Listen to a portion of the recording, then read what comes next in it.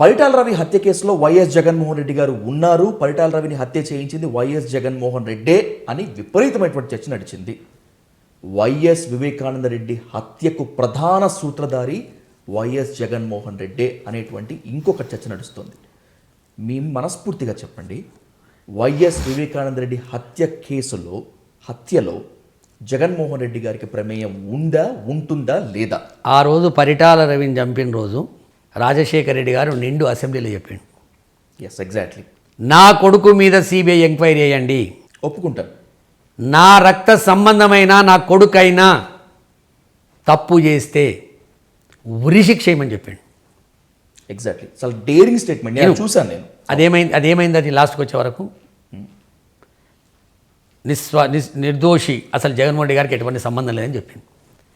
ఇక్కడ మీరు అడిగిన ప్రశ్న, రేపొద్దున నేను ఇదే ఈ ఒప్పందంలో చంద్రబాబు నాయుడు గారి ఒప్పందంలో అండర్లైన్ చేసి వితిన్ ద కొటేషన్లో పెట్టి క్యాపిటల్ లెటర్స్ తోటి రాసినటువంటి ఒప్పందంలో అదే ఉంది.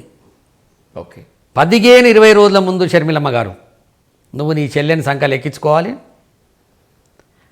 వివేకానందరెడ్డి గారి హత్య కేసులో ఒక సంచలనమైనటువంటి ప్రకటన చేయాలి, నాకున్నటువంటి దరిద్రం ఈటీవీ కావచ్చు, ఏబిఎన్ కావచ్చు, టీవీ5 కావచ్చు,